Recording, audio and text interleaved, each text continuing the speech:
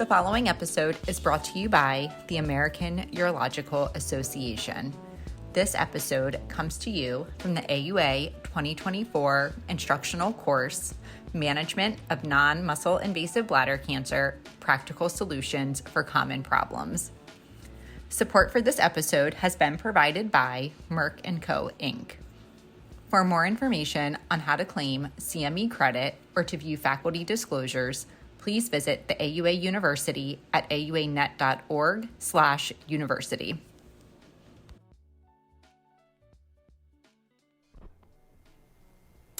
Good morning, everyone. We appreciate your interest in coming to our course this morning, Management of Common Problems or Practical Solutions in Non-Muscle Invasive Bladder Cancer. I'm Kamal Pohar. I'm a faculty member at Ohio State University. I have two co-faculty joining me for the course, Dr. Fred Witjes from Radboud University in the Netherlands, and Dr. Ashish Kamat from MD Anderson Cancer Center in Houston. So I'm going to read a couple of notes from the AUA. They'll be brief at the start of the course. AUA policy states that all planners, authors, and presenters must disclose to the AUA prior to their presentations all relevant financial relationships with any ACCME defined ineligible company, formerly known as a commercial interest. The AUA determines if the relationships are relevant to the educational content and mitigates any conflicts of interest prior to the educational activity. Disclosures or relevant financial relationships are posted on the AUA's annual meeting website, and a link is posted in the mobile app. Okay, I just want to welcome everyone again for attendance of the course this morning. The way the course will evolve, each of us have relatively short didactics, 10, 12 minutes or so on just topics that we think are very important, and it'll lead into several case presentations that we hope are very practical and that you see very commonly in your practices. We'll have dialogue, and certainly we would appreciate the audience, questions during the case discussions. Please don't hesitate to come up to the mic, and so everyone can hear your question, so we can interact together. So we'd like to make this an interactive course. Okay. So these are the course learning objectives. You have them all, on your course page. You also have our course materials that we shared with you. All of our slides that we're presenting today are in the course materials. Okay. So I'm going to focus on the importance of TURBT. There are my disclosures. So this is an important guideline statement that I think we're all, we're very aware of this concept, but it's the guideline statement from the AUA. At the time of resection of suspected bladder cancer, a clinician should perform a thorough cystoscopic examination of the entire bladder and urethra and documenting important features about what you visualize, because it becomes important, and I'm going to kind of emphasize that point of why that's relevant when you're conducting the surgery. At the initial diagnosis of a patient with bladder cancer, a clinician should perform a complete visual TURBT of all tumors when technically feasible. We can't underscore the fact that TURBT is a very diligent operation. Its impact on patient outcomes is important, and really working towards a complete visual TURBT is critical to a patient's outcome. And that's an important statement in the AUA guidelines. Why is that? Well, there's clinical evidence that demonstrates that the quality of TURBT or the completeness of TURBT can certainly impact outcomes. We're aware we generally feel that there are better outcomes after intravesical therapy for non-muscle invasive bladder cancer patients with a high quality TURBT. There's better outcomes, as we know, after radiation therapy. A radical TURBT or completeness of TURBT affects outcome in muscle invasive patients who are being treated with chemoradiation, and there's possibly higher PT0 rates after neoadjuvant chemotherapy after high quality TURBT. So several aspects of clinical care in bladder cancer where the TURBT can affect outcomes. It's difficult as an individual. How do I personally get better at performing a better operation? we have a number of studies and evidence at a much broader scale of how we can impact quality of TURBT amongst all of us performing the operation. So this is a government level, publicly supported healthcare system in Scotland. Kind of an important publication that the government and health authorities desired to try to improve quality parameters of TURBT and bladder cancer care. And parameters that we're focused on are ones that are pretty well evidence driven, using a bladder diagram, a single dose of intravesical chemotherapy post-TURBT, the presence of muscularis propria in the resected specimen. I know we're all highly focused on that parameter. We hear about it all the time, as well as an early or a repeat TURBT in individuals in whom that would benefit. So important parameters that the government invested in wanting to measure amongst all urologists in the country. And they put together a compliance program, and you could see the outcomes that they desire to measure, that if you implement these quality parameters, can we impact recurrence rates, understaging, and so forth. And so the evidence supported, the kind of the busyness or the colorful diagrams on the slide are not that important, but what they're sharing here, there's years 1, 2, 3 that you see on the slides. And in the bottom diagram, that's hospitals A, B, C that are characterized by the volume of TURBTs that they performed. Lower volume hospital is A, medium volume hospital for TURBT is B, and a high volume hospital C. High volume was characterized as greater than 90 TURBTs a year, low volume was less than 60 TURBTs a year. The bottom line is as they measured their quality improvement parameters during the 3-year conduct of the study and looked at the deliverables of patient outcomes, it's over on the right on the slide. So a pretty big sample size. The delivery of perioperative chemotherapy was 67%. Recurrence rate at first follow-up cystoscopy was 13%. The rate of residual cancer in those that had a repeat TURBT was 33%. And the rate of upstaging to T2 was about 3%. So you can see pretty acceptable results and what we would think is probably positive for impacting patient care. This just looks at who was performing the surgery, the red being a faculty member or consultant surgeon, and the black being a trainee. And what it demonstrates is that, I'll just share everything here, is what it demonstrates is that in hospitals with higher volume, trainees actually perform more of the operations. Kind of makes intuitive sense that in more of the larger volume, more training hospitals, trainees were performing more of the surgery. But importantly, the trainees were doing all types of TURBTs, including multifocal tumors, larger tumors. There was no difference in the selection of which cases were being done with a consultant versus a trainee. And the bottom line there is what I've kind of highlighted in the red, is that you see there was a difference between the consultant and the trainee when you looked at recurrence rates and residual cancer at TURBT. There was a difference, so quality experience kind of matter in outcomes. But overall, there wasn't a large difference between whether a trainee performed the operation or a consultant when you look globally across the screen and in some of the lower volume hospitals. So at a government level, in a health system that's supported in that manner, you can see that quality parameters can help improve outcomes. And so obviously, in the United States, we work in a different healthcare model. So there's another publication that I want to share here. So this publication's more than a decade old. There's a couple of publications like this along the similar concept, but it's creating a checklist. This is something we can all do. It's something that I implemented in my practice many years ago. You can have a checklist in the operating room that you use to document details. And why would you do that? Well, it's about putting in the information necessary for the accurate classification of the cancer when all the details are back and you sit down with the patient, documenting the completeness of resection of your surgery so you recall, what happened during that surgery, and then also the safety of the operation. Was there any risk of perforation and so forth? So there are 10 items on the checklist, and you can see them all there. So the group put together a multi-institutional prospective study of 10 relatively straightforward, important and impactful parameters that one should strongly consider documenting in an operative report to drive those 3 parameters that I mentioned. And so here is before and after implementing the checklist. This is not about clinical outcomes. The group did not measure what the recurrence rates were, upstaging, and so forth, but just documenting features that we know are important.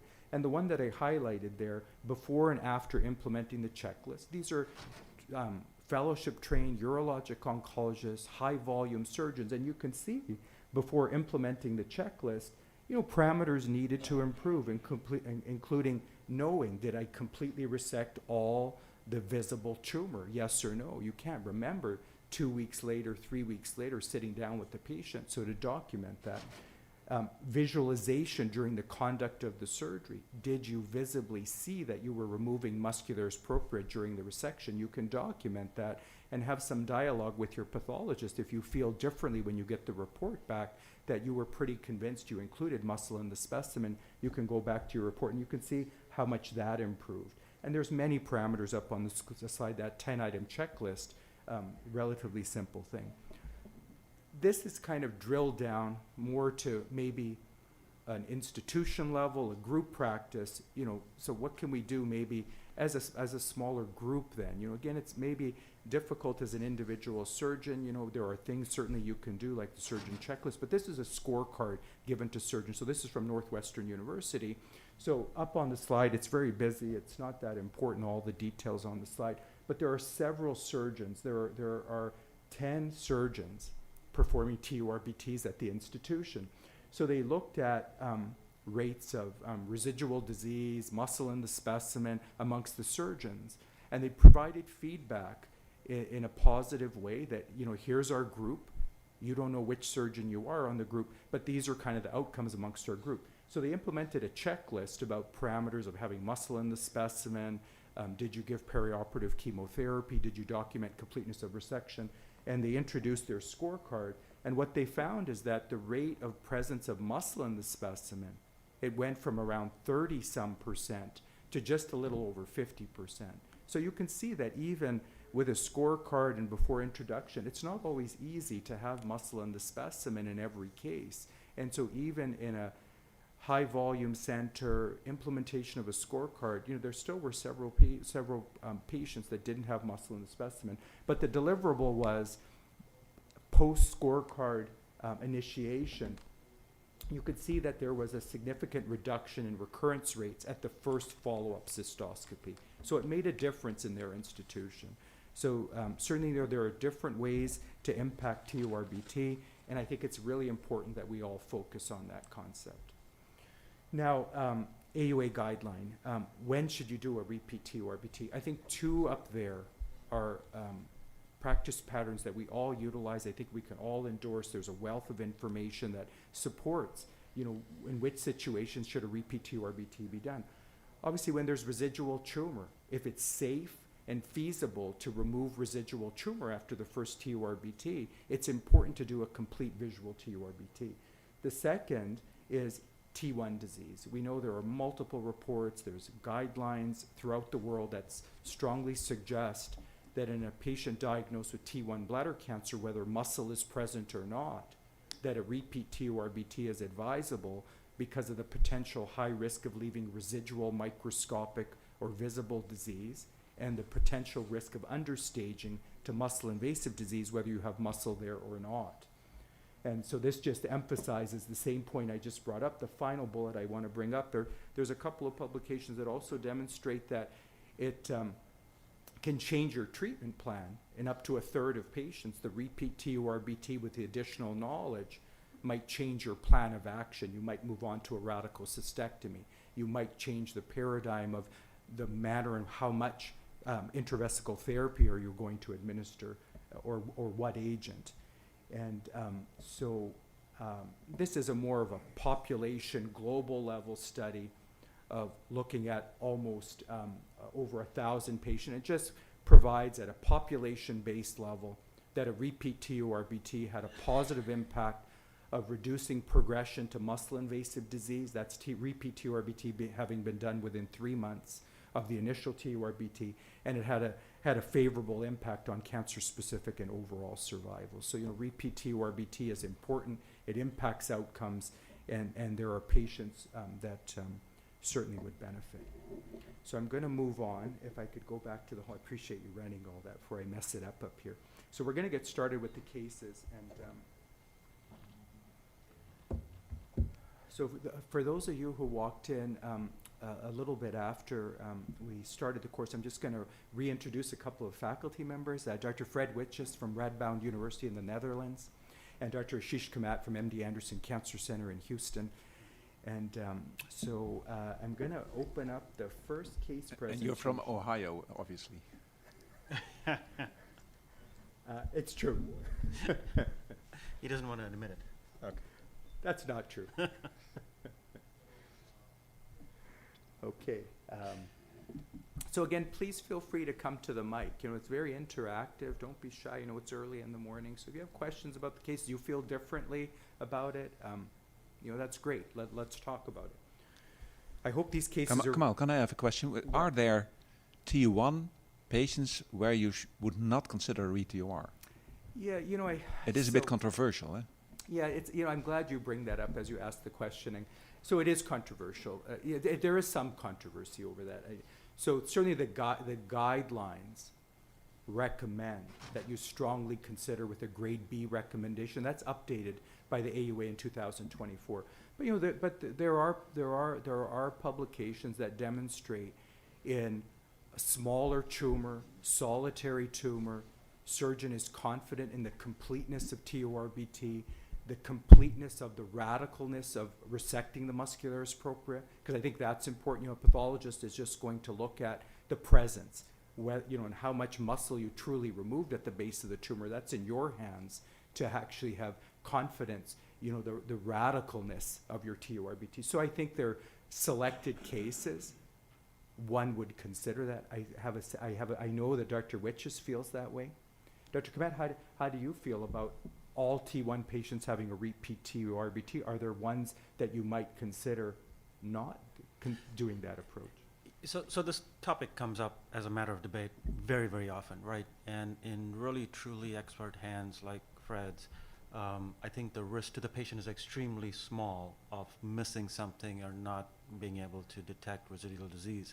But if you look at population-based, and this is across academic centers too, the risk of missing muscle involvement is about 15%, even if you had good muscle the first time around. And it's about 45-50% if you did not have muscle. So it's clearly you're going to be treating T2 patients in 50% of the cases without muscle and 15% of the cases with muscle. It's not, I don't think it's necessarily because the urologist is not as skilled as Dr. Witjes is, but there's something to do with the handling of the pathology, how it goes to the pathologist. So if you resected it, for example, if I resect a tumor, I'll send the base separately. If I'm thoroughly confident that there's no, it's T1A and I got muscle, I may not take that patient back to the OR. I fully agree with Fred. But the guidelines all state, take the patient back for T1. And just as importantly, if any of you are wanting to enroll your patients on clinical trials, you will have to do it anyway because it's included in every clinical trial. So yes, with some exceptions, T1 high-grade disease, in your mind, just counsel a patient. We need to go in and make sure there's nothing left behind. Yeah, I like that term, maybe the few exceptions. If I wouldn't mind, if everyone could raise their hand, does anyone not do a repeat TURBT for T1 bladder cancer in selected cases? Good. Great. Yep, please. If you wouldn't mind using the mic, that way everyone can hear your question. Thanks very much. It looks like it depends on the surgeon experience. I've been doing it for the past few years because of the guidelines and because of being scared of medical legal issues. And so I didn't have a single one where there was a tumor left over for the past few years since these guidelines came. So I was just wondering, is it just because of lack of experience of some of the new surgeons and what have you, and it has to be tailored to your case-by-case basis, or it just has it have to be just as, just everyone should do it? I'm not really sure. Yeah. But I didn't have a single case. I think that's important. Just look at your own results. I did the same some years ago, the first 300 patients with a T1 or something like that. And indeed, the percentage of upstaging was extremely low. Residual tumor was very low. I realized that if you do re-TOR, you postpone effective therapy for 2 months, which is also a disadvantage. But anyway, in any case, if you're in doubt, do a re-TUR. Yeah, I think that's a good message. If there's any doubt, to do a repeat TUR. Okay, I'm going to move on to the first case. I'm trying to advance this slide. If you wouldn't mind, if we could go back one. Thanks for that. Thanks, I'm not sure what I did. Okay, so common history in a bladder cancer patient. 67-year-old, male, hypertension, hyperlipidemia, prior cigarette use for many years, evaluated for gross hematuria. He has stable lower urinary tract symptoms characterized by mostly storage symptoms. He's been on tamsulosin therapy for 3 years. CT urogram was done for the gross hematuria workup. Several filling defects in the bladder. Radiology report suggests possible clot. Urine cytology was submitted, suspicious for high-grade urothelial cancer. Office cystoscopy was performed.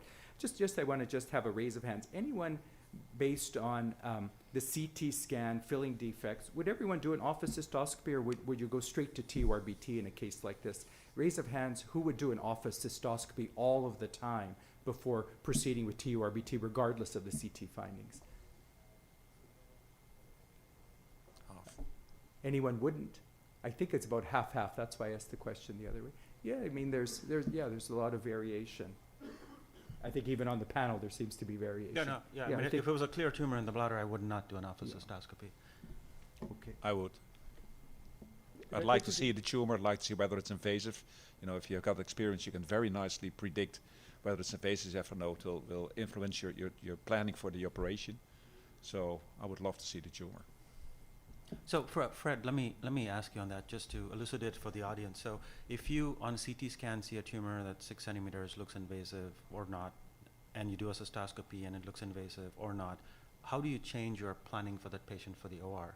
Like, why could you not look in the bladder at the time of your scheduled TUR and then make that decision there? Like, what do you do differently? Well, sometimes it's not only tumor but a lot of clots, and that makes the TUR maybe a little bit easier or difficult for the timing for the timing. It's important, and to be honest, currently we do a lot of MRIs, and that also helps you a lot with predicting what kind of tumor it is and how intensive the TUR has to be. Maybe I just share, again, a small cost issue here. I mean, if you perform the operation with blue light cystoscopy routinely, you have an invasive cancer, the blue light cystoscopy is not likely to impact that patient's outcome much. So, I often don't do a cysto in patients where it's obvious on a CT, but I'm just listening to the interaction. Also, perioperative use of intravesical chemotherapy. Not that you don't have to administer it if you see an invasive tumor and you've called for it from the pharmacy or you have the drug available. But if you knew there was an invasive tumor going in, you wouldn't administer it, in the perioperative period. Okay. So some details now about the surgery. So EUA essentially unremarkable other than an enlarged prostate. The actual endoscopy, the urethra is normal, prostatic urethra is normal. So 8 papillary tumors are identified in the bladder, and you could see the locations. They were in several sites, and they ranged in size from 1 to 3 centimeters. A complete visual TURBT was performed, and they were submitted as 3 separate specimens. Dr. Wichis, it comes up with me and my residents often. There's a balance between the practical conduct of the surgery and doing what's safe and kind of, getting the job done in a way that's safe versus, separating the tumors from the different regions and submitting it to pathology for the potential prognostic benefit, possibly. How do you feel about that situation? Like, do you strongly feel that individual tumors or clumps of tumors should be resected separately and submitted that way, or just submitting everything en bloc in one specimen container is sufficient? It depends a bit. If it's a very low grade, 10 small low grade tumors, I would resect the largest one, do also sampling of the border and the base, and probably coagulate the rest. If you have, let's say, 8 T1 looking tumors, I would probably at least do a few separately in containers. By the way, this certainly looks different from what you saw on CT. Explain that in more detail. You've got 8 papillary tumors from 1 to 3 centimeters, and if you look at your previous slide, the CT had sort of a lump. So I think CT had multiple filling defects. Okay, sorry. I didn't Suggestive of clot. Okay. Dr. Kvat, any Yeah, comment? here I think it really depends upon your pathologist, right? So if your pathologist at your institution gets a bunch of tumors in one, they don't necessarily look at all the tumors, and that's just a fact. They will look at a representative sample. It's kind of like lymph nodes and radical cystectomy.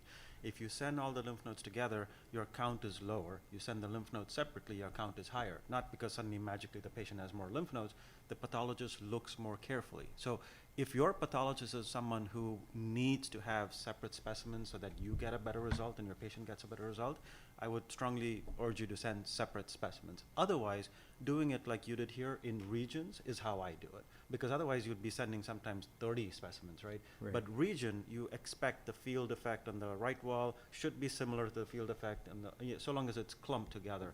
But the pathology part is very important, because I've had patients who've been referred to me where the urologist said they saw 10 tumors in the bladder, send it to the pathologist. Pathologist literally read one tumor, send the patient to me, and then we always call for slides to be sent to us to re-review. And when we reviewed it, it was muscle invasive disease, but the invasive tumor had not been looked at all. So learn what your pathologist does. Yeah. Yeah, please. Do you mind using the microphone that so everyone can hear you? Okay, good.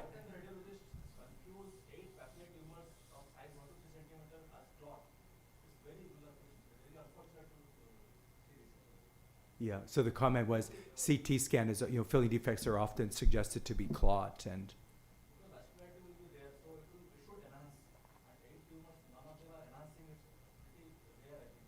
yeah, I guess the sensitivity of CT, is not the best, to diagnose all bladder tumors, especially in a multifocal setting.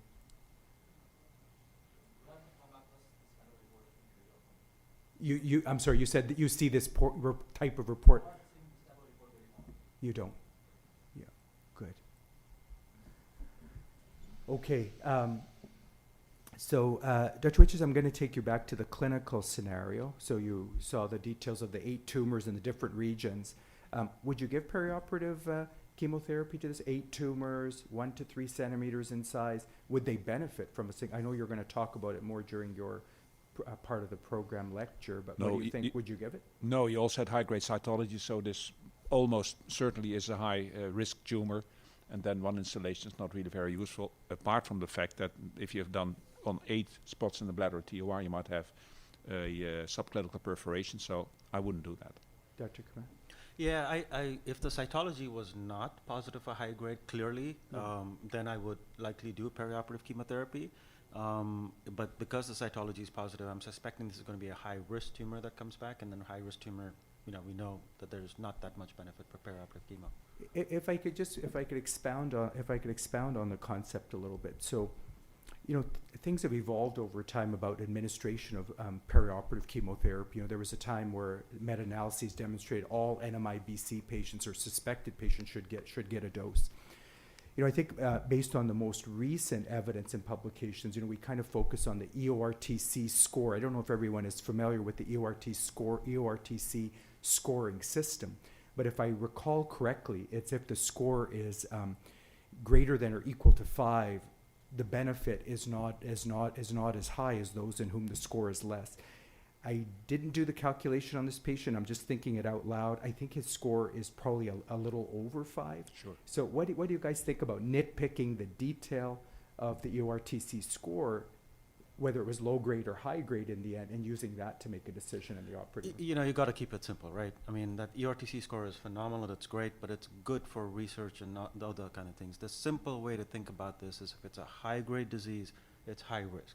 If it's high-grade disease, more than likely you're going to need something more than just what you did at TURBT and save the perioperative chemotherapy. If it's low-grade disease, consider perioperative chemotherapy. If you start putting the scoring system into play, I'm telling you, the workflow is too busy for too many people.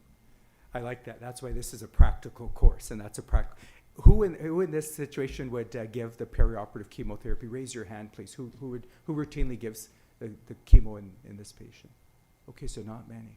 Is it because of the number of tumors? Is that why? I see a lot of heads shaking up and down as yes. Okay. All right. Sorry, one slide back. Thanks for that. Dr. Krat, enhanced cystoscopy, specifically blue light cystoscopy or narrowband imaging at the time of conduct of TURBT, if that's available to you, how much benefit is there in this patient, if any? In this particular patient, there is benefit. Absolutely, no question about it. I mean, you can show a photo trial, which I got a sneak peek of, and we can debate that too. But you have to think about, why am I using whatever tool I'm using, right? And what you're trying to do here is use enhanced optical cystoscopy, whether it's blue light, NBI, whether it's your high definition, camera, whether it's a SPECE system, whatever you have at your place. If you have blue light, use it. If you don't, use narrowband. But you're trying to detect tumors that you may not see with white light, number one. You're trying to detect CIS because this patient has a positive cytology, which will completely change your management paradigm. So in this patient, at the time of TURBT, the optical enhanced cystoscopy, whatever you have, use it, will help. Dr. Rich, any other comment? Totally for agree. Gordon? Absolutely. In the room, everybody raise your hand if you're using some form of enhanced cystoscopy in the operating room at TURBT, whether it's NBI, blue light. Good. Seems like the majority are. I'm glad that if there's availability, naturally, and if you don't, you don't, I guess, no choice. Okay. The photo trial, I am going to put it up. There's a large body of evidence, trials about enhanced cystoscopy, detection benefit, recurrence benefit. But the photo trial, it's a pragmatic clinical trial from the UK with longer term outcome measured at 3 years. Really didn't demonstrate a difference in improvement in recurrence rate between white light TURBT versus blue light TURBT, randomized pragmatic trial. Dr. Kmet, comments about the trial? What your view of that, based on all of our enthusiasm, all three of us, the group. I'll put up the AUA guideline. No, if you go back to the trial, that way I can comment. Could we go on it a back little one bit. slide, please? So, I've had multiple discussions in private and public forum with Rakesh here, who's the PI and the primary author of this study. What throws some people off that is it's published in New England Journal of Medicine. It's not. It's published in New England Journal of Medicine Evidence, which is an open source publication, which is completely different impact factor, right? Number one. Sorry? None. Oh, zero impact factor. Yeah, which is completely different. No. I don't want to make that quite that public, but yes, it has no impact factor. But the issue here is that we're looking at blue light cystoscopy. There's so much evidence out there to show in prospective multi-center studies that it benefits, right? In this study here, it did not show benefit. Why is that? Well, it's what you did today was expected to predict outcomes as to what's going to happen in 3 years with bad treatment in between. A lot of these patients who should have gotten BCG did not get it. A lot of patients who should have gotten chemo did not get it. So they use something here, and you look at the curves. Initially, they separate, right? So initially, it helps the patient, and then later on, when the urologist in this case is ignoring the data and not doing the right treatment, what you did a year ago is not going to help. So there's a lot of problems with this study. Well, two major problems are, because we wrote a comment on that in European Urology, is that they started off with 600 patients and almost 200 were not eligible for the trial. So they excluded 1/3 of the patients. And the ones who got a blue light had much less adjuvant therapy as the ones who got white light. So there is a major difference between the two groups in adjuvant therapy. Yeah. I think that's very important to realize. And one other point I'll just add to that is, these longer term outcomes are really not impacting, they're not really assessing the impact of the technology. This is related to epithelial field cancerization. I mean, that's what we're talking about here, longer term outcomes. It's about the recurrences due to the field change effect. And so clearly the technology is not likely going to benefit that concept of why recurrences happen. Okay. Let's see. So the AUA statement, you can see it there. It's a grade B recommendation for blue light cystoscopy, that if it's available to you, the conduct of using at the time of TURBT is important, and narrowband imaging, a grade C recommendation. So if we have it available, as we've been discussing, important to use it if you have it available. Anyone frustrated with the technologies? Anyone want to raise their hand that you realize you would like to use it, the evidence for, but anyone frustrated by the concepts, or no? Sometimes I'm frustrated by it. I could tell you the truth, but okay. You want to talk about it? No. we can have a therapy session. Just buy me a new machine. That'll fix it. Okay. All right. So here's the pathology. Okay. So the 3 specimens were submitted separately. Okay. So one area in the trigone, high-grade TA urothelial cancer with carcinoma in situ, muscle present and not involved. The tumors on the posterior wall, high-grade TA urothelial cancer, muscle present and not involved. The third specimen on the right lateral wall, high-grade TA urothelial cancer, no muscle present. So 2 of the 3 specimens, muscles present. I'm going to move to the next slide. I'm just going to focus on the second bullet. We've already kind of talked about the first one a little bit. Dr. Witches, repeat TURBT in this patient? Well, that's one of the questions I had for TA. I think in this case you had twice the muscle present and negative. In the third, you did have lamina propria, which was negative. So again, not because this patient clearly needs treatment. I think I would go, depending on whether I think I did a complete resection, I would go for intravesical therapy and not for a PT or RBT. So patient did have a complete visual TURBT. Dr. Kamat, repeat TUR? No, I agree. If the patient had a complete visual TURBT and it was documented and you trust the surgeon, if it's someone else that did it and you got this patient, you have to know, do you trust the surgeon too? Then I wouldn't do it. But if I would ask my pathologist, are they saying there's no lamina propria invasion because there's no lamina propria? In that case, I would go back. Yeah, sure. If it's really a superficial pluck, which I've seen. But if they're actually saying there's lamina propria present and it's not invaded, then I'd not go back. Anyone in the audience feel differently? Repeat TURBT in this situation? If you've done a complete visual TUR, everyone's comfortable? Okay. All right, so I'm going to get off the stage. I'm sure you're looking forward to Dr. Witches coming up. So if you could please give me back the controls. Thank you very much. I will put your slides up right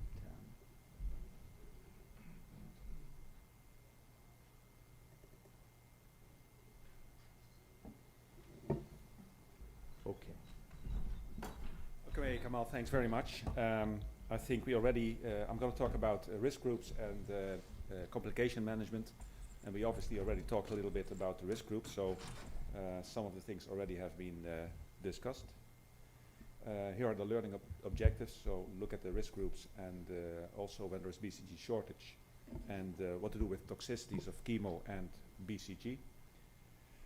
Some conflicts of interest not relevant.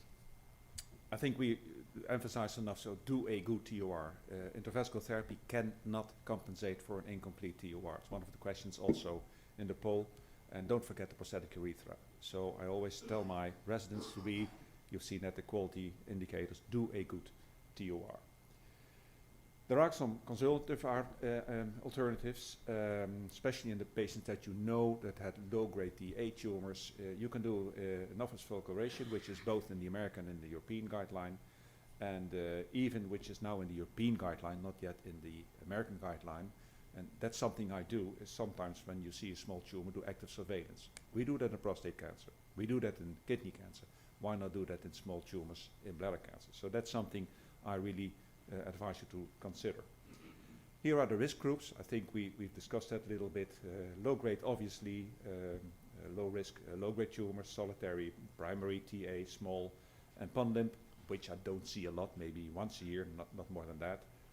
High risk, the other end is also clear, high grade TA, recurrent, large, multifocal, CIS, BCG failures, histological variants, you see them more and more currently, lymphovascular invasion, and prosthetic urethral involvement. Those are all things we realize, and I agree with Ashish, that's your gut feeling, that's not good. So that's really a high risk. And intermediate is a little bit the stuff in between. With one remark, let's say low-grade T1, my pathologist claims that doesn't exist. I tend to agree. And high-grade TA, small, is in the intermediate risk. And there was yesterday a very nice session, 2 presentations, one saying that high-grade TA is intermediate risk because it doesn't have a bad prognosis. The other presentation, also a large series, high-grade TA was just as bad as high-grade T1. So I don't know what the answer is, maybe we can discuss that. But that's not in the European guideline. In the European guideline, all high-grade tumors are high risk. Realize if you do use the European system, so the new European guidelines, and Ashish has published that, and there was also again an abstract yesterday discussing the same with the same results, there is a real overestimation of the risk of progression. The reason is that the data set is without a lot of BCG, without re-TUR, it's an older series, and if you treat patients according to the current guidelines, I think that the risk of progression, as you can see here, is much lower than that you would calculate with the EORTC or EAU risk calculator. This is for progression. We saw yesterday that it's the same for intermediate risk patients. Recurrence is okay, but realize that the progression data from the EU guideline calculator are a little bit overestimating. Important for your patient, important maybe also for trials. You have to realize that. There are additional bad factors for high risk, and one of the things that I'm already amazed about for years that is not in the guideline is the T1 subclassification. So a small, superficial T1 definitely has a better prognosis than the large invading T1, which is almost a T2. Ashish also mentioned that, and I think that's really something that you should ask your pathologist to look at. And then the rest you know, lymphovascular invasion, CIS, etc., etc. But also make sure that you ask about the T1 subclassification. Any questions or remarks on the risk group, maybe from the faculty or from the audience? If so, we can look at that. Fred, I just want to emphasize a point that you already made, and we've published on this, and the IBCG recommends it. If it's a high-grade tumor, consider it high risk, because that's how you would treat the patient, right? All these nuances of intermediate and all of that. And again, if it's less than 3 centimeters, it's intermediate risk. If it's 3.1 centimeters, it's high risk. I mean, we all know 3 centimeters, 2.9, 3.1. I mean, it's hard to differentiate. So I agree with you. I just want to emphasize, I too, if it's high grade, think of them as high risk. You know, size is very subjective. You use your loop and you think, well, it's around this or that. That might be an advantage of a CT, by the way, which I don't use. Okay, let's go to intravesical therapy. We've done the diagnosis, we've done a good TOR, we know what it is, and we're going to treat according to the guideline. I think a low risk, it's quite simple. Both the American guideline and the European guideline and the BAUS guideline and the French guideline, I've looked at several guidelines, are clear. You have to give a post-operative installation of chemotherapy, and of course not BCG, that's life-threatening. And that usually is enough. So in low-risk patients, one installation of usually mitomycin C, that's enough. You see in the bottom of the slide, there is a large updated systemic review of Richard Sylvester, published in 2016, and you see all over in low and intermediate risk patients, there is a reduction of around 15% absolute reduction in the recurrence rate. So with one installation, that's really something that is valuable. You see here the trial done by at Messing with gemcitabine, also again a very clear reduction in the recurrence rate. And in red you see that if you look at the really low-grade patients, the reduction is even 20%. So for sure, a single post installation is useful and it's safe and it really helps your patient. Beware, it's not always done. I realize that. I realize that in America there are maybe some logistical problems. Patients are in and out in the same day. It's a daycare procedure. So that might be a problem. Maybe you give it on the recovery room, you give it on the OR, you give it on the ward. So I realize that there are logistic problems. Some people doubt about the efficacy. I don't think that's correct. Some people are afraid for the safety. We did a large study in the Netherlands. It's really safe. Also, if you look at the data from at Messing, the toxicity, the side effects are really very, very low. So it's safe and effective. So make sure that you do that.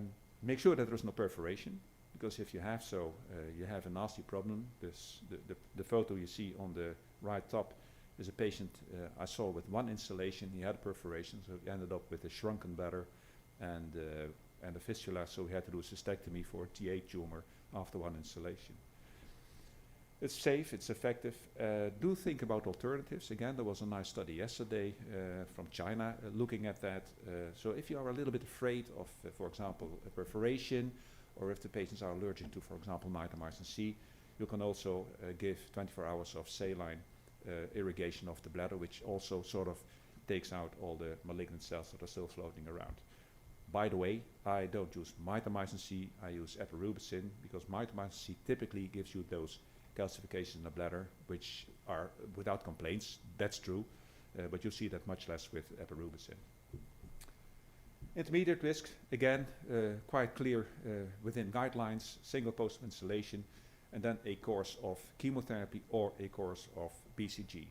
And the choice depends on whether it's really a lower part of the intermediate risk or the higher part of the intermediate risk. BCG obviously is more effective, less recurrences, but it's also more toxic, and we've had some availability problems, so that might be a reason in intermediate risk to go for chemotherapy. Of course, you can also use this, what has been done by the International Bladder Cancer Group, differentiate the higher risk, intermediate risk from the lower risk, intermediate risk, and you can use the number of tumors, the size, if you can do that, the timing of the recurrence, the frequency of the recurrence, and the previous intravesical treatment. And you realize the more negative factors you have, the higher risk the intermediate risk patient is, so you probably would go for BCG, and if you don't have those factors, it's almost a low risk patient, you might go for intravesical chemotherapy. High risk advice, again, also quite obvious. It's a course of BCG with maintenance. That's a SWOG schedules used everywhere in the whole world. So I think there's clear advice on that. This is a very large EORTC study, which is interesting. It compares 4 schedules, 1 year full dose BCG, 3 years full dose BCG, 1 year 1/3 dose BCG, and 3 years 1/3 dose of BCG. And actually the progression was the same, cancer-specific mortality was the same, toxicity was the same, which is a bit funny, and there was only a very small difference between the highest, most intensive course and the least intensive course of 10% of recurrence rate. So you can play a little bit around with your dosing and schedule of BCG. If you have a very, very high risk, and Dr. Kamat will talk about that, then I think we all should consider at least cystectomy. For example, variant histology is something that I always am a little bit afraid of, and for me one of the reasons to think about radical cystectomy. BCG relapse and salvage systems, regimens, and that has been changed a little bit in the 2024 guideline edition from the Americans. You see now that there are intravesical therapies mentioned, nadofaragene and also gemcitabine, docetaxel, and pembrolizumab. So used to be BCG relapse was all clinical trials, but now there are a few options that apparently are realistic options to consider. And here you see the data on gemdosi, and again also this AUA, you see several studies on that. And there is a trial running, gemdosi versus BCG. All we have currently is of course retrospective, but apparently it's quite an effective schedule, and to my surprise, because I've also used it, it was not as toxic as I thought. It's very well to do for a patient. Other options, and you know those, it's also again discussed. FDA approved is pembro and nadofaragene, and there is a super agonist N803, durvalumab, atezolizumab, prolonged exposure. So there are a lot of new stuffs around, and please keep track on that, because I'm sure that we will treat those patients, the higher risk patients, differently within a few years than we do currently. Take-home messages for treatment, starting with the good TOR. Single positive is effective and enough in low-risk patients. Intermediate risk patients, an adequate course of chemo or BCG, and maybe use the different risk factors. High-risk patients, or with CIS full dose, maintenance BCG, and the highest risk patients consider, of course, cystectomy, and keep on track of the new trials. Complications, this was a very nice article that was published a few years ago, so make a picture, because if you want to know something about complications of intravesical therapy, this was a very good manuscript. If you look at intravesical chemotherapy, of course you have chemical cystitis, that's clear, and the only extra side effect of mitomycin C is skin allergy. And you see that in between 5 to 10% of patients, and that's of course a reason to go to another drug, because that's a very nasty side effect. You see a very nice schedule, and I won't go into detail, but the manuscript that I mentioned has a very nice algorithm for mitomycin C treatment, which basically means if you have some side effects, you should use anticholinergic drugs. And if there are more, or if you have allergia, of course you have to go for another treatment. And it also includes sites like post-TOR, in-office fulguration, and before and after 48 hours of the installation. So it's a very complete overview of what you could do with mitomycin C toxicity. Toxicity of BCG is more. Of course, you are giving the patient a urinary tract infection. And you see that in around 1/3 of the patients you will have some general symptoms, malaise, some bladder irritation, some hematuria. It goes down after the few days after installation. So we do our installations on Wednesday, and then Thursday patients are not very nice, and then after the weekend they're doing well again. Now, of course, they get a new installation, and you see on the right part that per installation, at least in the induction course, the symptoms do increase a little bit. So make sure that you do that well. How can you prevent BCG toxicity? Maybe dose reduction. I talked about the 1/3 dose. Stop maintenance earlier, maybe 1 year, 1.5 year. Decrease dwell time, less than 30 minutes might be an option. And then shorten to 2 maintenance treatments instead of 3. There are some studies that looked at that, and apparently you don't lose that much efficacy, but you do have less side effects. If you do antibiotic, don't use INH. Has been done in a very large AUA2024 trial, and it doesn't reduce toxicity for the bladder. It only increases toxicity for the liver, so that's not a good choice. Ofloxacin, given, let's say, the evening of the installation and the next morning, 6 and 18 hours after BCG, really improves tolerability to BCG. And the same goes for plurifloxacin. So that's something to consider. And that's not ciprofloxacin, by the way. If you have some tox, again, make sure that you don't give too much BCG. If there is a real urinary tract infection, of course, treat that. Otherwise, stop or postpone the BCG treatments. Start fluoroquinolones around the admission, like I told you. And if it's getting worse and worse, of course, you should try to give anti-tuberculous drugs, and of course stop instillation therapy. Because it can be very severe. I've only had 1 death after BCG from a very systemic infection, but I'll never forget that. So it can be very, very severe. Let's look at contraindications. Absolute contraindications are, of course, mucosal integrity loss, like within 24 hours after TOR. Don't give BCG then. And of course also an allergia. Relative contraindications is immunocompromised patients, specifically the ones with a kidney transplantation. We have a large kidney transplantation unit in Nijmegen, and I've treated patients with BCG, and if you control them well, and again make sure there is no perforation, etc., it's doable, and they don't have much more complaints than patients that are not on immunocompressed patients. And of course, prior tuberculosis also, we don't see that a lot anymore, but when I started my career, almost all the patients that I treated have had tuberculosis. Now you don't see it a lot, but that's a relative contraindication for BCG, so you can try that. Take-home messages: toxicity and vesical therapy. If you give chemotherapy, know the side effect profile of the different drugs that you're using. Treat or prevent them when possible. And of course, mitomycin C probably has the most. It's a very effective drug, but I guess it also has most side effects. BCG toxicity seems to be less severe and frequent than reported decades ago, but it can be life-threatening, so keep track on that. Know and recognize the symptoms, know treatment options, and know to prevent or decrease the side effects. Thank you for your attention. Fred, if I could just ask for a moment, the schedule that you would recommend, for treating toxicity with steroids plus or minus an antihistamine, so how would you prescribe that? Is it a tapering steroid schedule? How long the duration? What antihistamine? How long do you use it for? Can you comment on that? So it depends a bit on the severity of the side effects, obviously. If it's a lot, you can do tapering indeed. And we usually give that a few times, and then usually the side effects disappear. And then the most important question is, are you going to repeat a BCG, which we usually don't do, because I guess most will get the same problems again. And antihistaminic drugs, not so much. That's not the most important part of the treatment. It's easier in the US because you just use the steroid dose pack. Yeah. You've got a question? Yeah. A comment on T1 low grade, sir. Does it really not exist? We had a review of all T1 tumors at our center. The pathologists were not convinced that at least 5% of the patients, they were still T1 low grade, is what their impression was.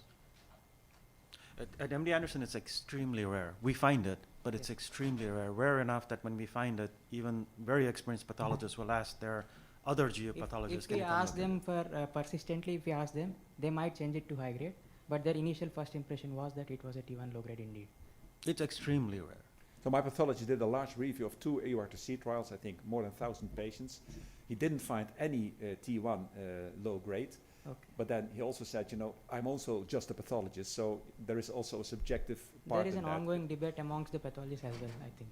I think the debate is not more about the low-grade part of it. The debate is the T1 T1 looking because substrate. the loop cut the tumor in such a way that to the pathologist it looks like the lamina propria is invaded versus the tumor was pushing the lamina propria. Okay. I think that's the debate. But in clinical terms, T1 low-grade, we just consider it doesn't exist.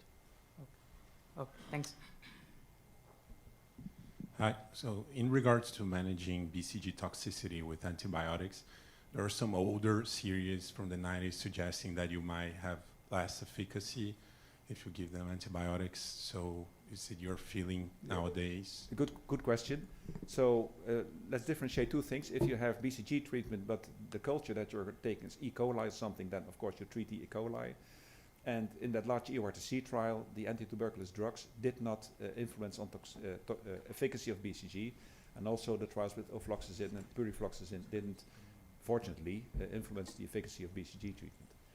It does something on the side effects, and obviously you give it only twice, so it's not 20 years of antibiotic treatment.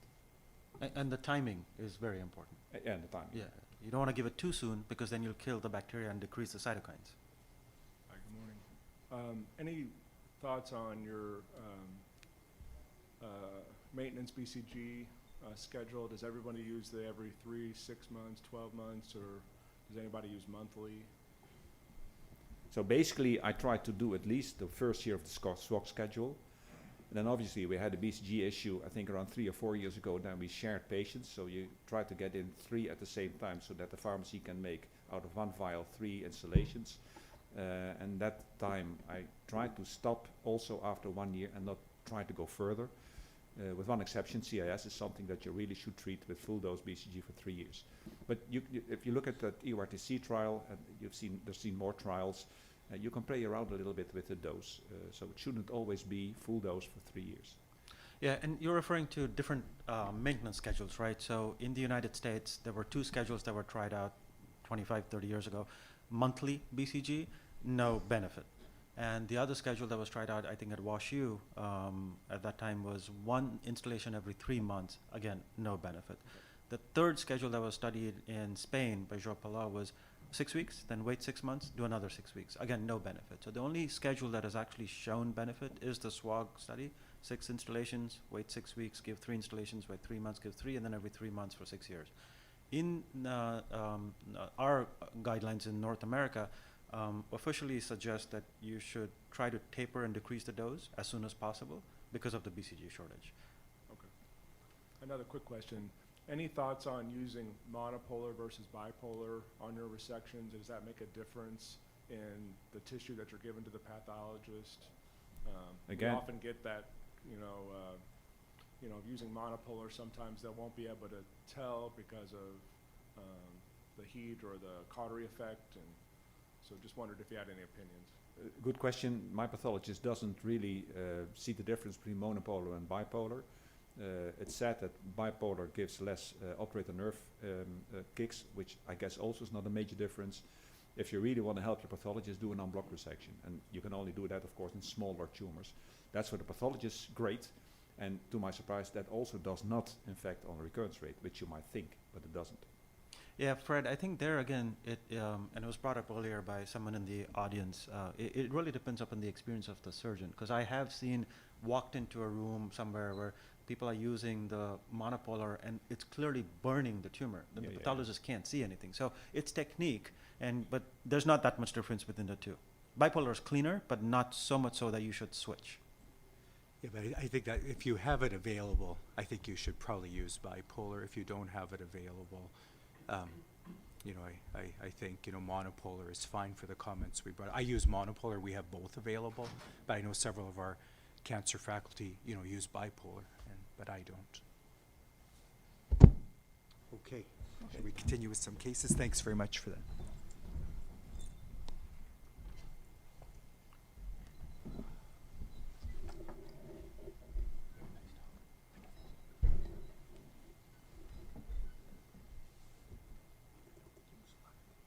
I'm going to go back to the case that we left off, and just as a reminder, this was the pathology. Oh, okay, yeah, because I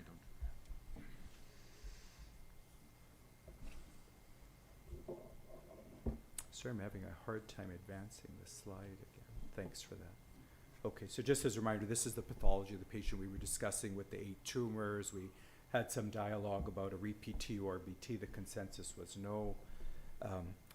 Let's carry on based on the platform that Dr. Witches put together, and let's have some practical discussions about some of the guidelines and how practical is it in specific clinical scenarios. Okay, back to our faculty as well as the audience. Please feel free to participate as we walk through the cases.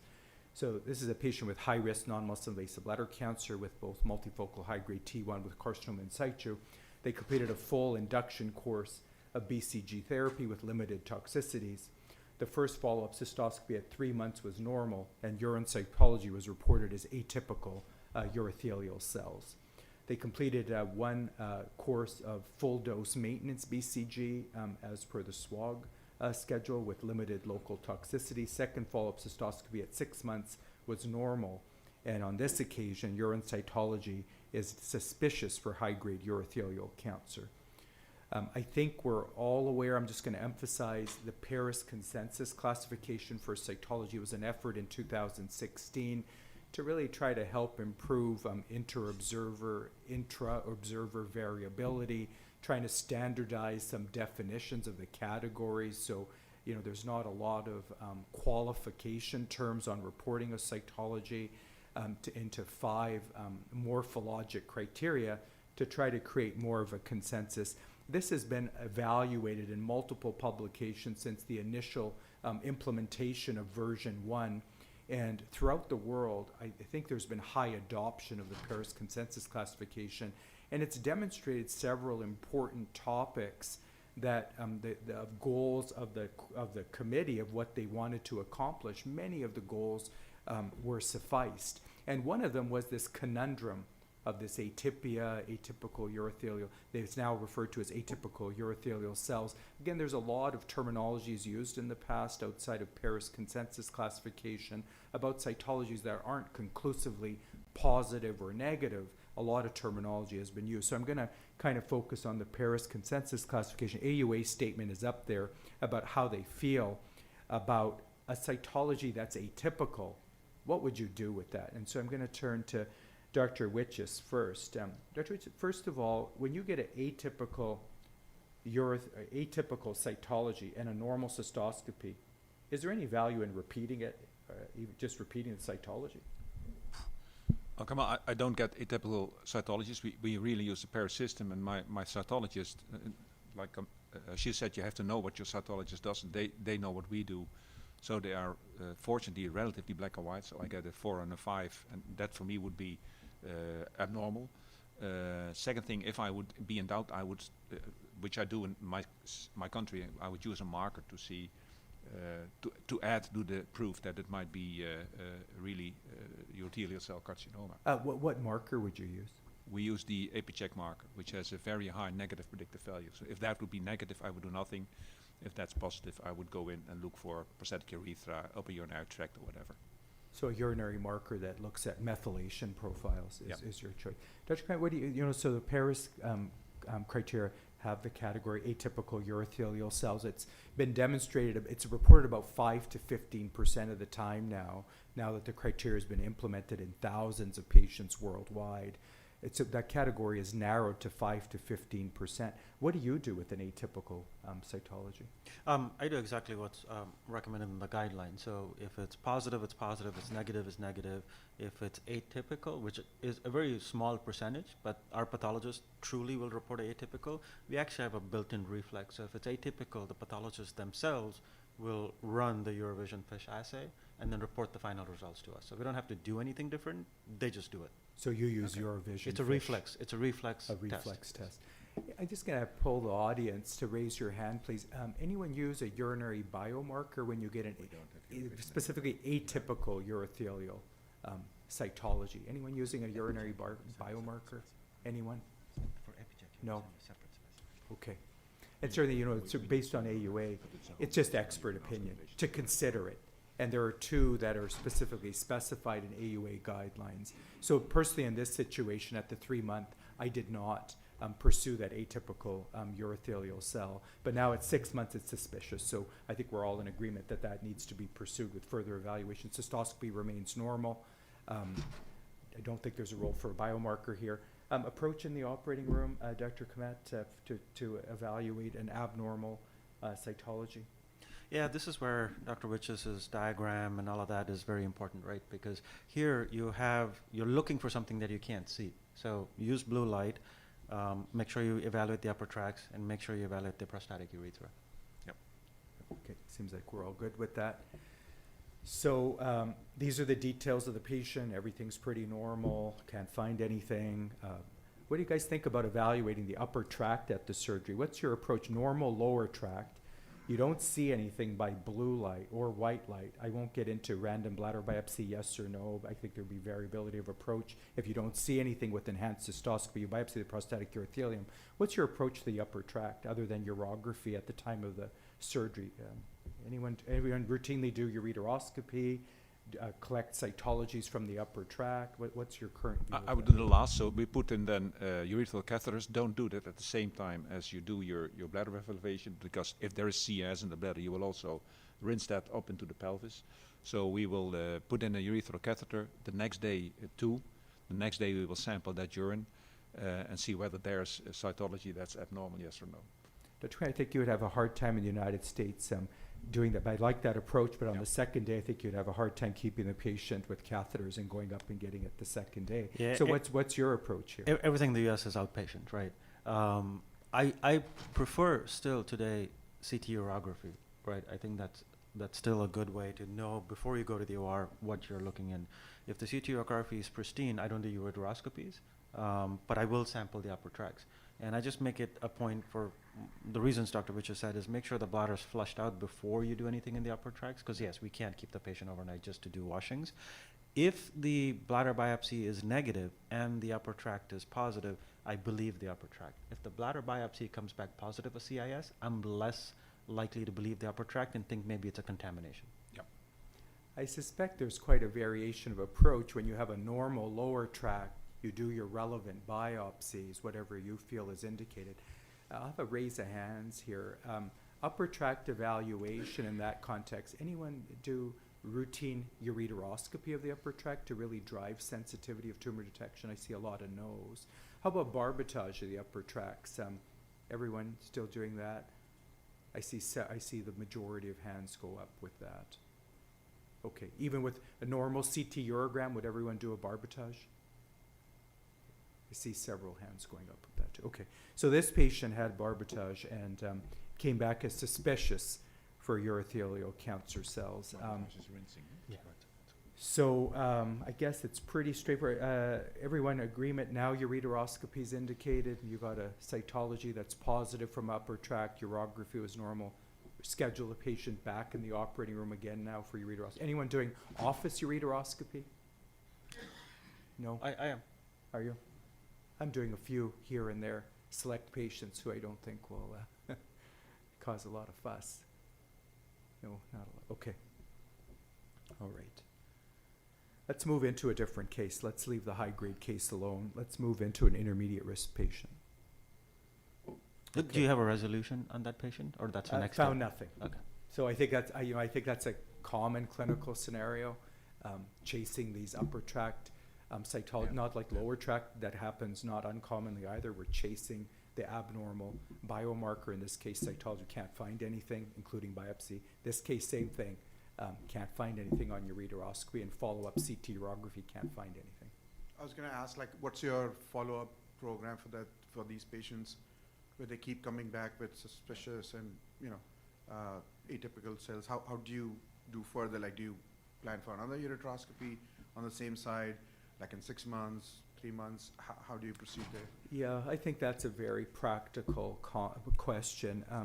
I think personally, I don't always routinely schedule another follow-up ureteroscopy in short order if I'm quite confident in the quality of my upper tract ureteroscopy. But certainly CT urography at that point, I think, becomes highly relevant, and to do that fairly often. And you might risk stratify that based on what the patient's bladder cancer history was like, because that's certainly a risk factor for potentially developing upper tract cancer, so you might change your schedule of how often you will do it. But I certainly will follow that up in 3 months with a CT urography and likely another one by the year's end. And I would continue to pursue cytologies. And based on that, might drive my decision to do another ureteroscopy at some point. And quick Any question differences? about office ureteroscopy. Do you use nitrous or? Yeah, like now we sedation? do have nitrous available now, so I'm much more keen to start doing them. But even pre-nitrous, with sedation, we're doing the occasional ureteroscopy, but certainly with nitrous, that's helped considerably. Yeah, we don't use nitrous. So in patients who have large uvos, patent, where it's easy, and we give a little sedation, this Versed, Ativan actually, even oral. Anybody that needs more than that, we take to the operating room. It's easy. But to make a point about the question you raised, which is very practical, I get referred to a lot of patients who had persistent positive cytology from the upper tract for years, persistent positive markers for years, and then they come to see me, right? So if the cytology is negative and a marker is positive multiple times, throw out the marker. Right, trust your cytology. If the person has had persistent good evaluation, there's nothing going on. But there are enough patients, at least, that have cytology that's positive, and then get CIS in the upper tract. That, again, I'm not saying this is based on large series or anything, but I have treated with BCG for someone that has persistent high-grade positive cytology, and then the cytology converts. Right? Of the upper tract. Upper tract, Yeah. And then And how do you do that? I was Nephrostomy too? I was going to say that. BCG? Yeah, that's the next question. How do you do that? You just leave a stent or you do a nephrostomy? So no, leave it up to the patient. So we do it both ways, and I used to think the patient would hate a nephrostomy tube, Right. which is why I would do a retrograde. It's in the office. You put a stent up and put the BCG by gravity. But when you offer it to patients, half the patients actually say, "Well, no, just put the tube into my back, leave it for 6 weeks, and then take it out later." So I leave it up to the patient. Thanks. Great. Question.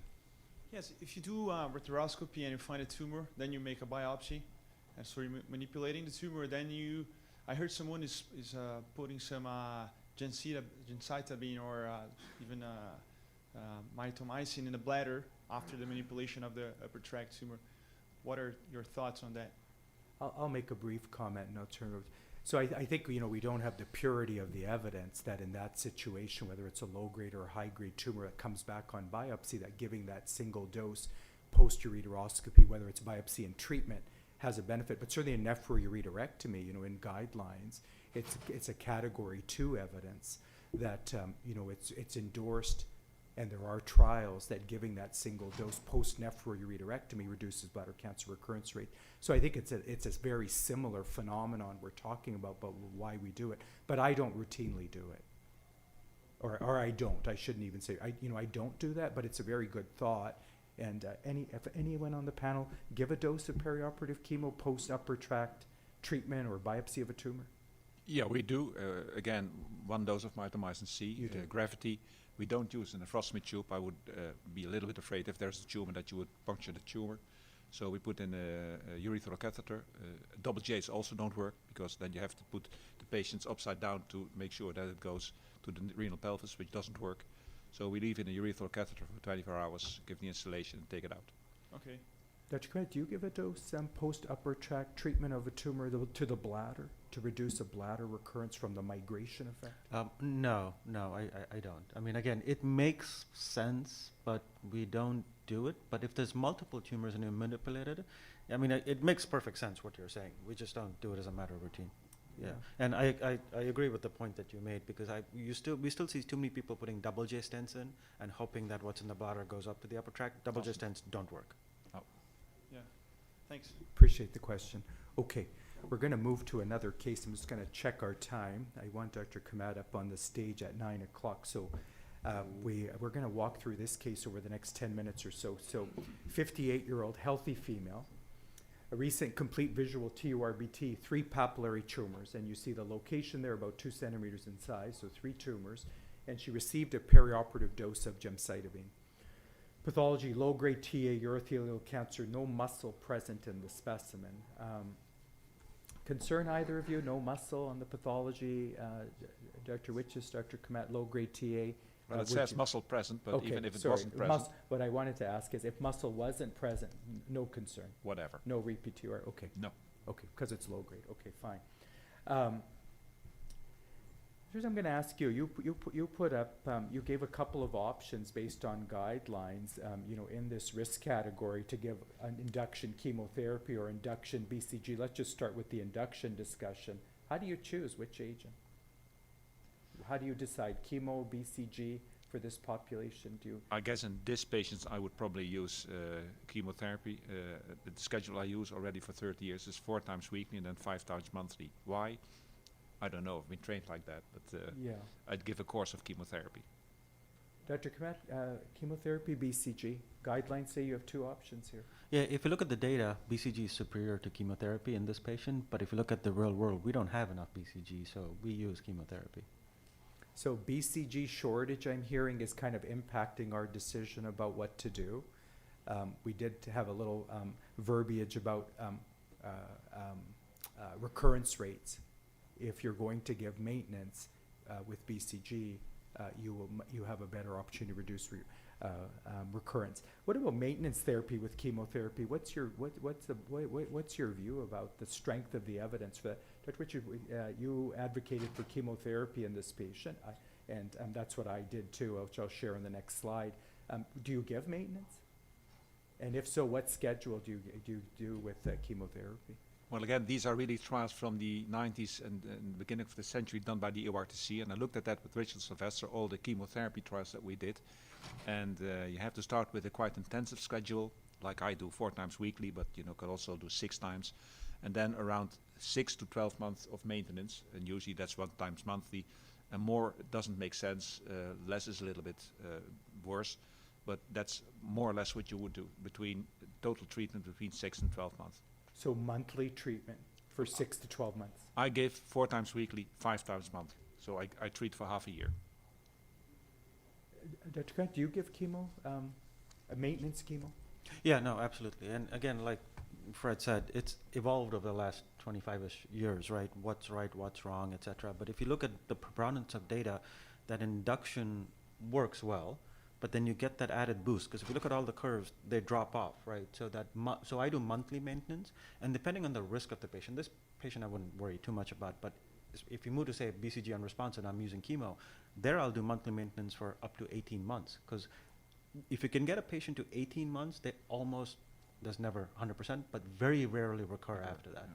But before that, they do. Now, in this patient, there's less likelihood that that would happen, because it's, I know we're calling this intermediate risk bladder cancer, but in the US, again, sometimes there's access issues, right? I've had patients whose tumors are 2 centimeters in size and they have 3 tumors because they've just not gone to the doctor. They probably have this tumor in for a long, long time, it's grown. So do you really need to put this patient through a whole year of treatment? So sometimes we use the 3-month cystoscopy to decide that, but I would give an induction and in my mind think that I do need maintenance. How long? A year. A year, okay. So again, we have 2 options here. The guidelines recommend you have an opportunity for chemo or BCG. We kind of talked about reasons that might impact that decision. I'm just going to poll the audience.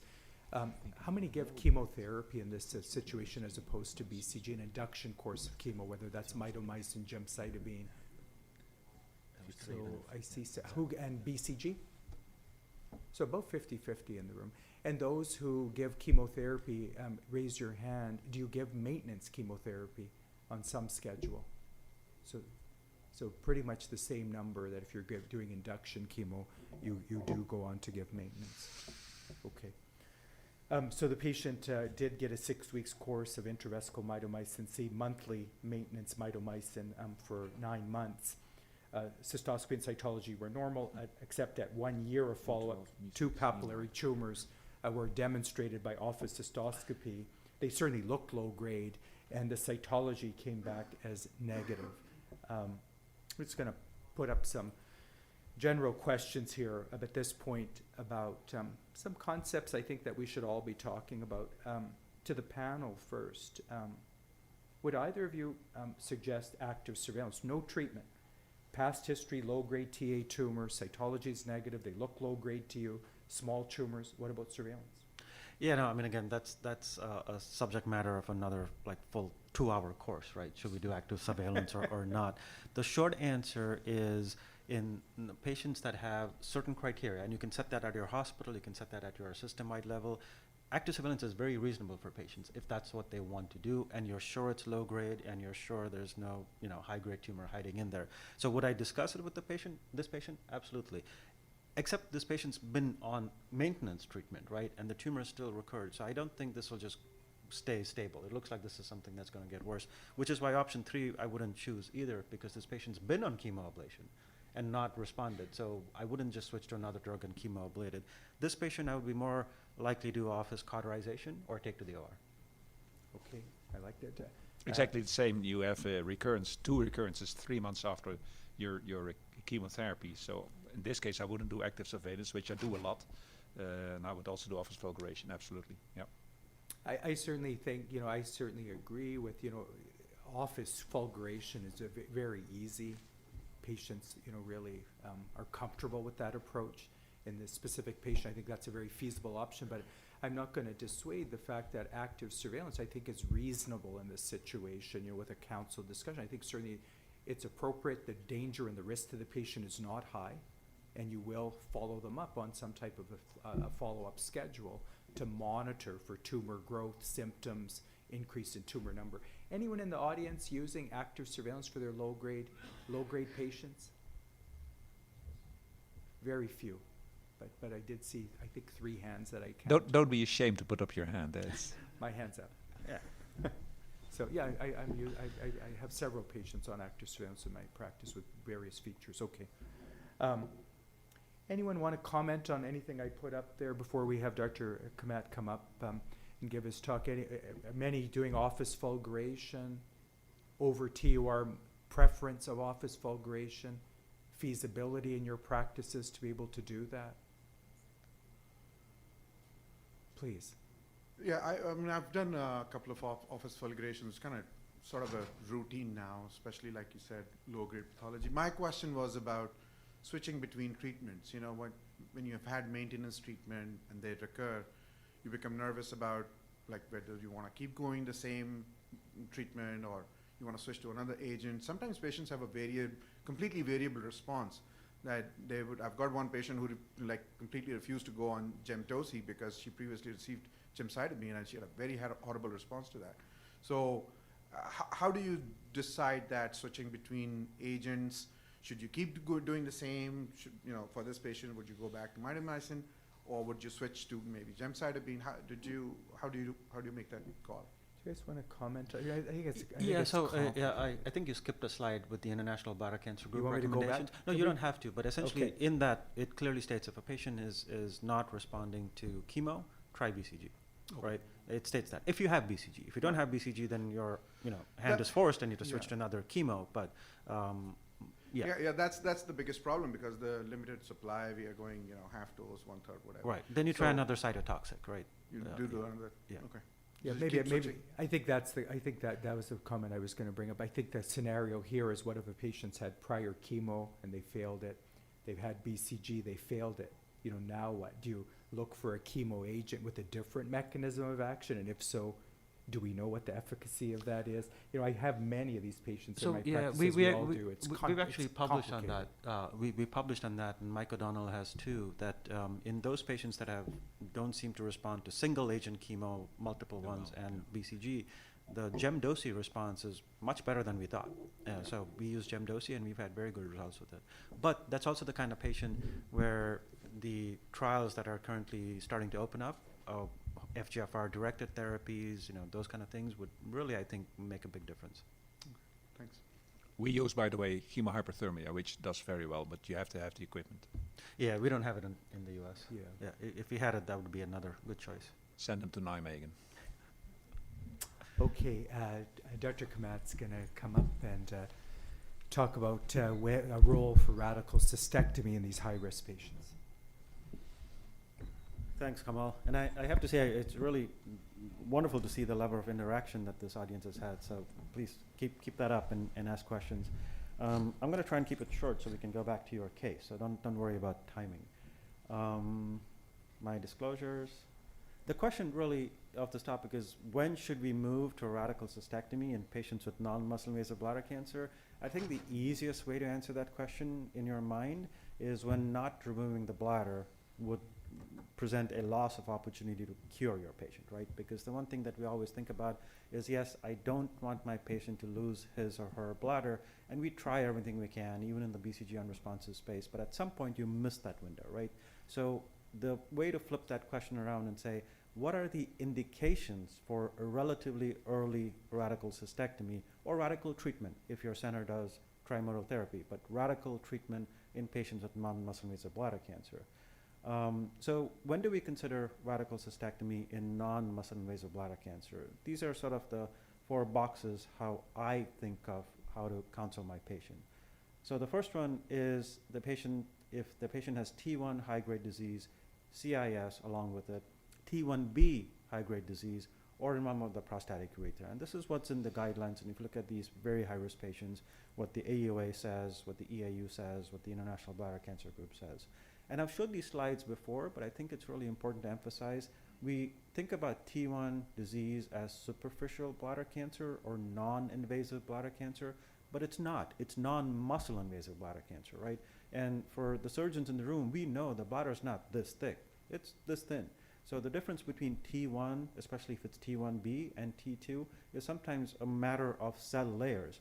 And that's why if you actually look at the survival of a patient with T1 high-grade bladder cancer and try to extrapolate it, and Jed Ferguson, who was a fellow with us, did that and published it in Nima Nawai as well, you can see that the survival is the same as a patient with Gleason 10, 12 out of 12 course positive, T3B disease, PSA 75. And that's not a patient you would think of as having non-significant prostate cancer.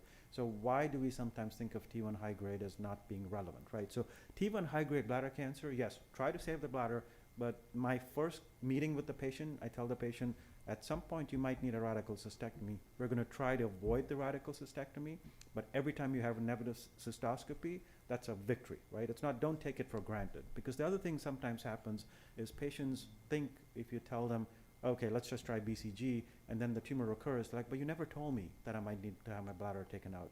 So you have to set that expectation early on with your patient.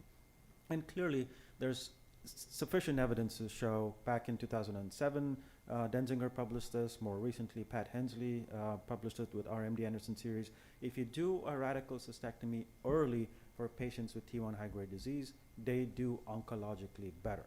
Again, most patients don't want a radical cystectomy, so I'm not saying we should rush to it, but we need to keep that as a, it's a negative prognostic factor for our patients when they have T1 high-grade disease. The second category really is that lymphovascular invasion. And Fred alluded to that in his talk about, you know, we need to consider all of these and how come it's not in the guidelines. There's plenty of evidence, but a very good review was done, a systematic review that was led by Shahrukh Shariat.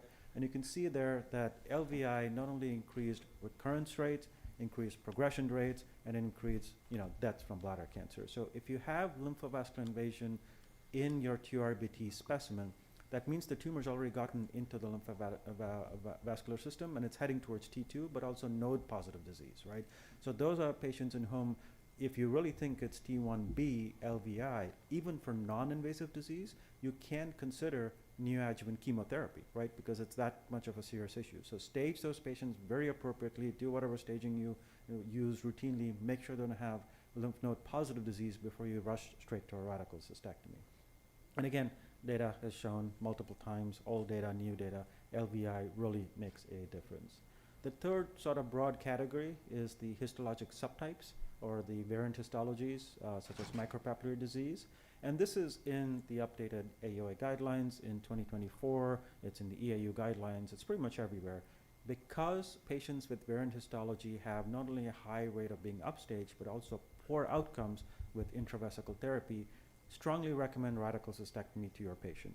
Again, your patient may not want a radical cystectomy. It's up to us to tell the patient the data and actually guide them in the right direction. And if a bladder sparing approach is being considered, this is one patient, even if it's TA disease, I would go back and re-resect because I clearly want to make sure there's no T1 variant histology. There's nothing really that's going to hurt or kill our patients. And by hurting and killing, this is what happens. So this is an old series from MD Anderson that we published back in 2006.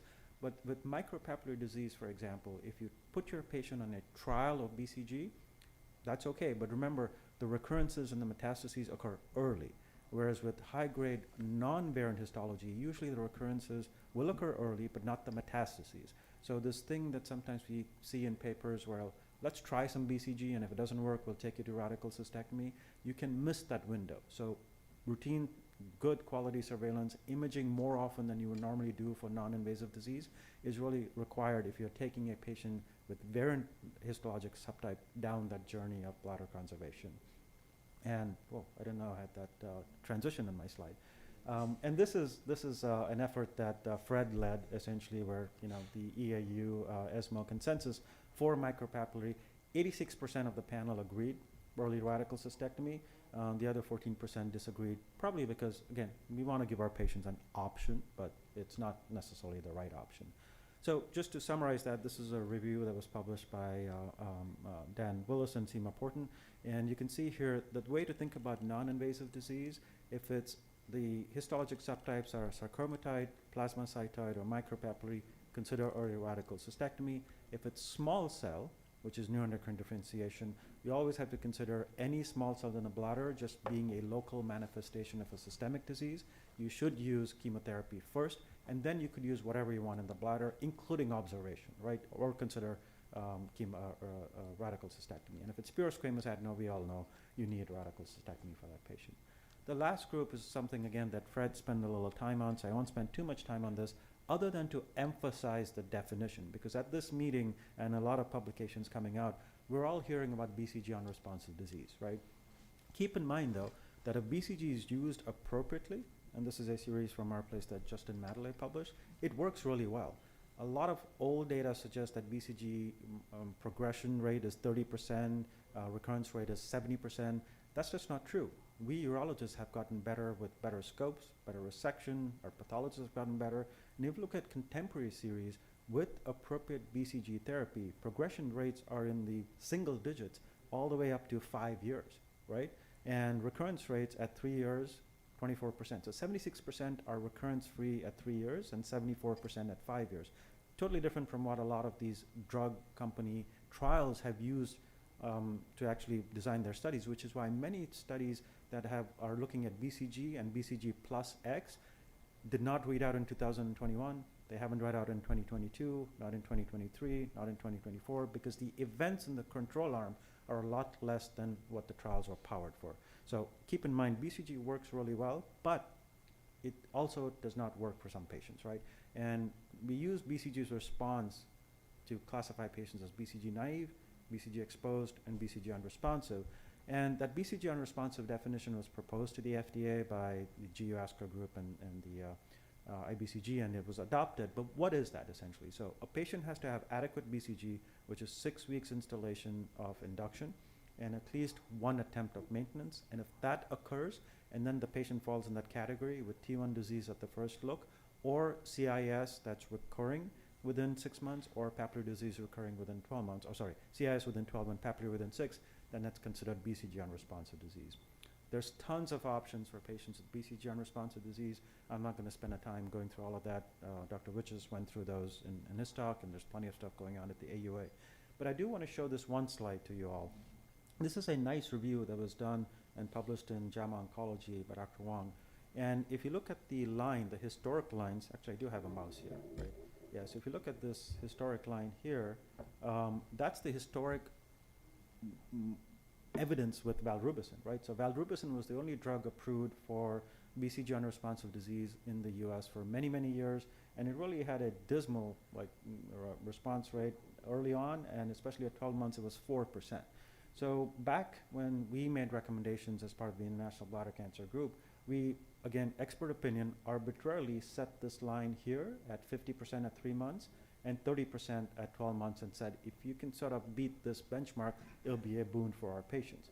So if you look at the different agents that are currently available in the US, Gemdosi is available. It's off-label. We use it very often. It's actually standard of care for patients who are not eligible for clinical trial.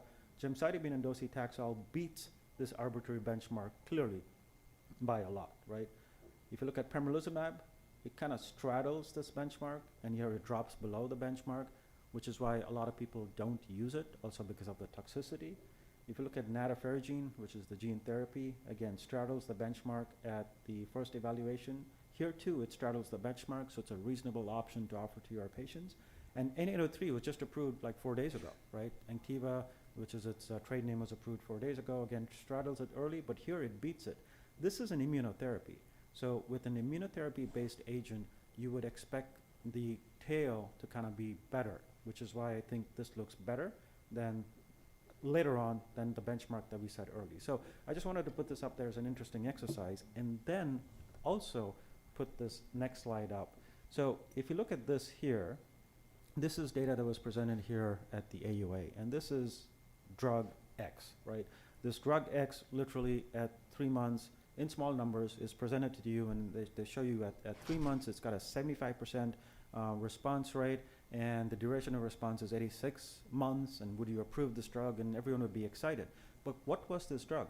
It was more BCG, right? So in some patients that did not get or qualify for a clinical trial, and there was nothing else available, and we said, well, let's try some more BCG, the response to BCG, even in this group of patients, is pretty good. I'm not saying we should use BCG for everybody. That's not the message of what I'm saying. But we're saying we should move to randomized trials, because otherwise it's really hard to figure out what the effect of a drug is if you're just doing single-arm studies. And lastly, again, bladder cancer is a multidisciplinary approach. This is May, it's Bladder Cancer Awareness Month. Just to plea to everybody, think of this as a multidisciplinary cancer, and engage your medical oncologist, engage your pathologist, engage your radiation oncologist. And with that, I thank you for your attention. Ashish, if you can go 2 slides back, then you almost would think that all the current trials will fail. Why would that be? Because they compare to BCG, which actually is a very good second or third line therapy. No, the current trials don't compare to BCG. But some do. In BCG-unresponsive space, none of the trials compare to BCG. And that's what I'm saying, we should compare to BCG. Okay, yeah. Yeah, none of the current trials compare to BCG. The FDA has allowed them to just do single-arm studies. I am saying that now that we have so many drugs approved, if you want to compare to anything, compare to Gemdosi, compare to Pembro, compare to more BCG, but we need to sort of move away from single-arm studies. Great. Okay, I have one more case.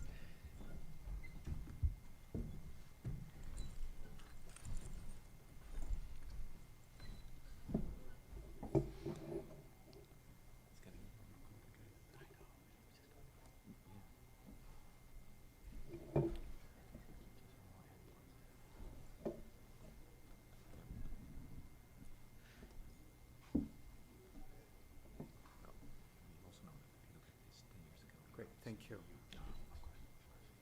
All right, a 78-year-old gentleman, history of coronary artery disease, atrial fibrillation, hypertension, hyperlipidemia, moderate functional capacity. He's bothered by LUTs and he's on finasteride. Newly diagnosed with high-grade TA urothelial cancer of the bladder. 4 tumors, largest one was 4 centimeters in size, had a complete visual TURBT, muscle was present. He completed a full course of induction BCG therapy. He was bothered by local symptoms, was fatigued for 2-3 days. He was given a fluoroquinolone a few hours post-BCG treatment. Cystoscopy cytology at both 3 and 6 months were normal. He did go on to get maintenance A BCG as well as maintenance B BCG. So he got 2 more courses of maintenance BCG at the 3-month and 6-month follow-up cystoscopies according to the SWOG schedule. I'm going to go back to a slide that Dr. Witch has put up about the real perceived benefit. I mean, we're all concerned about the stewardship of BCG, but we're also concerned about our high-risk patients. Dr. Kamat presented that, we have some modern results of truly what are the recurrence and progression rates. They're not as striking as we thought historically. But what is the real benefit, Dr. Kamat, in the 2nd and the 3rd year of maintenance? What about stopping after 1 year? 78-year-old gentleman having a bit of a hard time coming back and forth to the office, bothered by local symptoms. He's fatigued 2-3 days after the therapy. It's bothering his quality of life. What do you think about stopping at 1 year? Well, it's obviously shared decision, but I would certainly discuss that with the patient. Absolutely, yeah. You only risk a little bit more the chance of recurrence, but not progression or other nasty endpoints. So I would discuss it with him to stop after 1 year.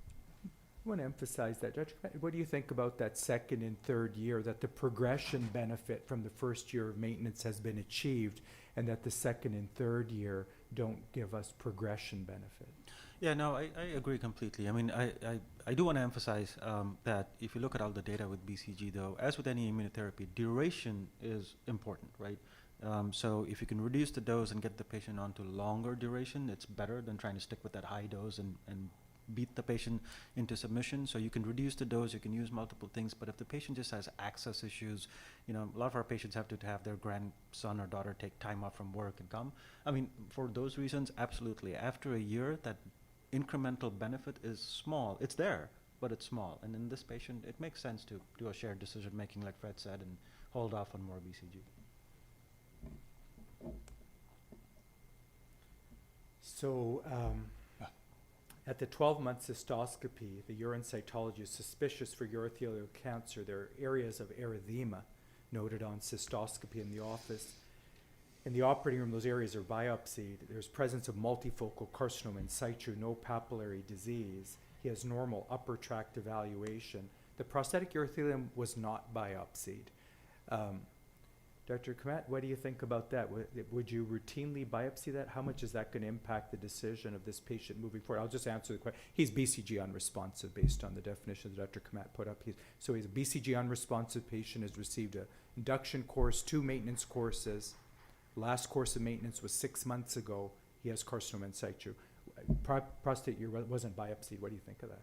Yeah, it makes a big difference, right? Because the prostatic urea is a sanctuary site. It's a site. You didn't use blue light, or blue light was used. It was used here, yeah. I mean, blue light doesn't help with the prostatic urethra. I was just asking the question to know. Even though you use blue light and you did directed bladder biopsies that were positive as CIS, there's a good percentage of patients, it can be as high as 40 in some series, that have prostatic urethra CIS. And then if you were to counsel them for a clinical trial, they would require it anyways, right? So I do prostatic urethra biopsies routinely. Dr. Rich, do you routinely do, in this situation, would you routinely do it? Absolutely, yeah. Okay. Would that influence your decision, before I move to the next slide, radical cystectomy versus more conservative bladder-sparing options, if you knew they have CIS of the prostate? How does that influence your decision? Well, of course, he's 78 and not probably in a very good condition, but still, you know, if the prostatic urethral biopsies are positive for CIS, I would really consider cystectomy if he's fit enough to do that and accepts it.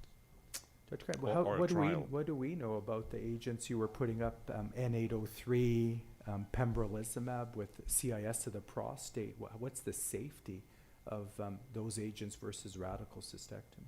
Yeah, that's another plea to industry and investigators, right? Because those patients are excluded from all the clinical trials. Yeah. And that's a large chunk of our population that's BCG unresponsive. They have some variant, 10%, they have prostatic urethra involvement, and they're excluded from all these trials. So obviously, don't blame the companies. They want to make the trials look good, but we just have no knowledge in the real world as to whether these drugs work in prostatic urethral CIS. So the message we're getting from the panel is prostatic urothelial biopsy is important if you're falling into the BCG unresponsive space, even if you're not in the unresponsive space. I think, you know, always have to be cautious about that. You know, what's the value of that knowledge?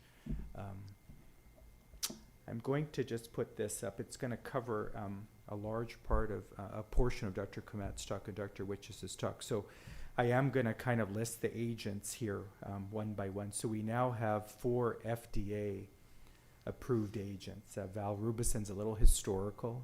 The other 3 are very new, and one of them has only been in existence for 2 weeks. So what agent do you choose? Dr. Kmet? How do you make this decision? It's complicated. A lot of approved agents, and I put gemdosi there. Dr. Kmet shared the data from the JAMA publication, JAMA Oncology publication. It seems to have efficacy despite it's not been studied in a clinical trial setting. How do you make this decision? So again, just to clarify, assume this patient did have prostatic urethral biopsies that are No. negative, right? Negative, Okay, yeah. so Let's we'll assume that that. this patient is truly BCG unresponsive only in the bladder.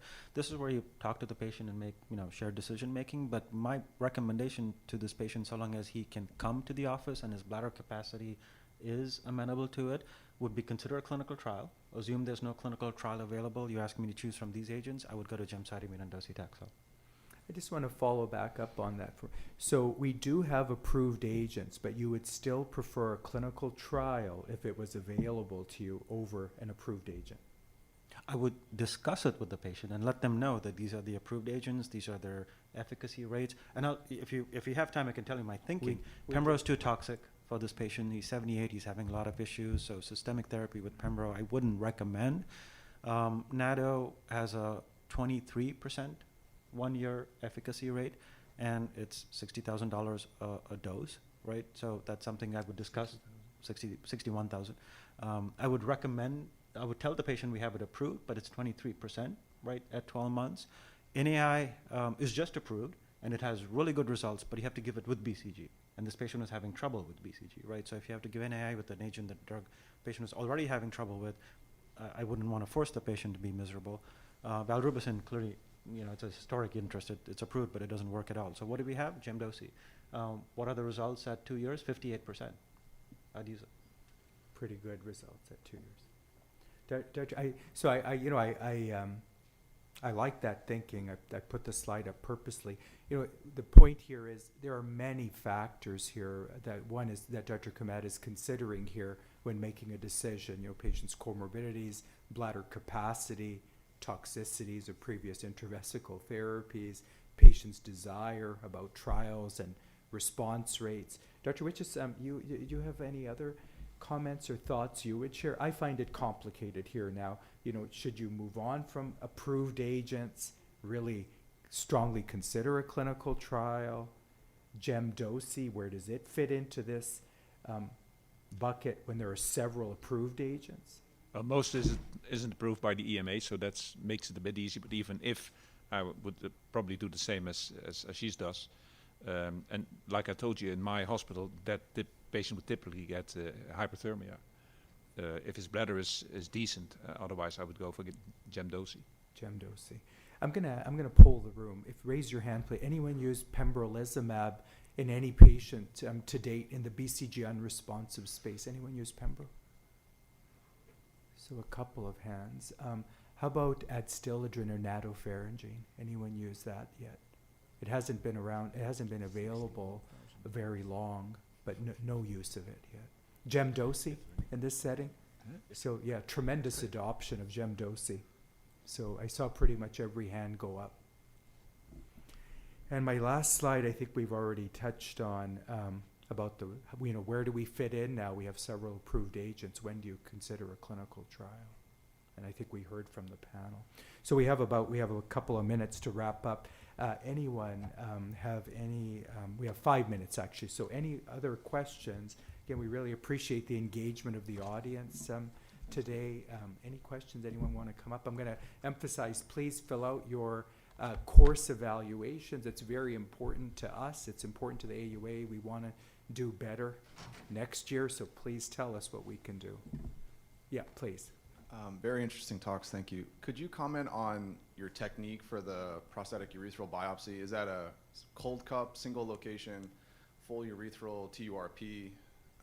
Thank you. Yeah, no, I mean, again, that's not quite as straightforward a response, so allow me a couple of minutes to go into detail. So if I'm just looking to detect prostatic urethral CIS, then the cold cup is sometimes sufficient, right? But that's not what I'm just looking to do, because a lot of patients that have prostatic urethral extension will have CIS that's going now into the ducts and then maybe even the acini, and they may even have prostatic stromal involvement. So you need a loop diagnosis.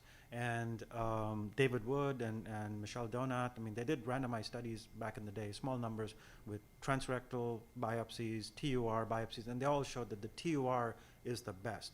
Usually done at 4 and 8 o'clock, because that's where the ducts tend to have the most depth and the viru, up to the viru. So that's where I do it with 2 loops, 2 resections. Not a full TUR. Unless this patient has a lot of CIS and I'm trying to remove a lot of CIS and then bathe the bladder with chemo, then I will come back and do a mini TURP to open up the bladder neck per se, but not at the first setting. The first diagnostic setting is 2 deep loop resections. So those lateral montanal biopsies are, and I think it's in the EAU guidelines even, there's a description of Yeah, that. we do exactly the same. Next question, please. Hi there. As a general urologist, not an oncologist, most of the patients I'm taking the OR, usually it's for, for a TUR, it's for BPH.